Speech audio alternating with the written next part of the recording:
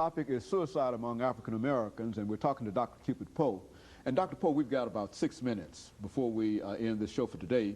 And let's give you an opportunity to reflect on some of the things that you believe our audience ought to know about this topic, suicide among African Americans, and what we might be able to do, not only to better identify those individuals that are prone towards suicide, but how we might be able to develop some kind of situation to intervene in order to keep that from happening. Let's do it from that perspective, and let's use all of your knowledge and information that way. Well, I see suicide as a barometer of a much deeper problem. Not only suicide in terms of completed suicides, but suicide-related behaviors, such as alcohol abuse, drug abuse, sexual promiscuity, road rage, homicide, criminal violence, racism, I think, is a suicide-related behavior. Anytime I do something that's destructive towards me and or destructive towards you or other people, that to me is suicidal behavior. So you can see the problem is very widespread. Now in the church we refer to that as sin. Okay, sin is opposition to the will of God.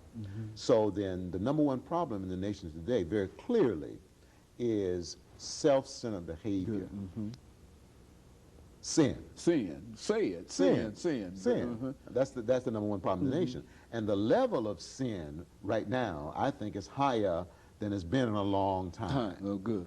And unless we do something about it, and we can't legislate it away, we can't turn our heads and think it's going to go away, we're going to have to confront it, we're going to have to acknowledge it, and we're going to have to take some corrective action. Now, obviously, sin is a spiritual problem. We can't medicate it away. Altering our genes is not going to alter the sin problem. Now, what it's going to require is people are going to have to acknowledge their need of God. God is the only power that's able to overcome our sin condition or our condition of despair. Any other solution will only make the problem worse. More money won't solve it. More legislation won't solve it. More so-called freedom won't solve it. Only God can solve his people's problem of despair or sin. So that's what we have here. We have a people who more and more have turned away from God. We have a people in this nation more and more who are choosing to go their own way and to do their own thing. We become addicted to pleasure. We become addicted to excitement. Look at how expanded the entertainment industry is. We're so addicted to excitement until people are selling profanity in music. We hear profanity now in places we never heard it before. I hear parents cursing children. Profanity on television as if it's all right. Good. Say that. All right? This is addiction to pleasure. You see, addiction to pleasure is rejection of God. And so addiction to pleasure then leads to despair and is often a manifestation of despair. We've got a problem. We've got a problem. And unless the committed church and other people of goodwill, all right, really begin to pool our resources and begin to call the problem what it really is, and that is we've got a sin condition in the country. There are more antisocial people today in this country than ever before. People are taking advantage of each other in the marketplace like never before. People are abusing themselves and abusing others like never before, and it's not going to get better. School violence is just the tip of the iceberg. Road rage is the tip of the iceberg. Workplace violence is the tip of the iceberg. The recent election infractions, that's the tip of the iceberg. We've got a problem. People apparently have decided that it's all right to do whatever you want to do so long as you don't get caught and so long as it's profitable economically. Not so. All right? There's a God who is creator and sustainer.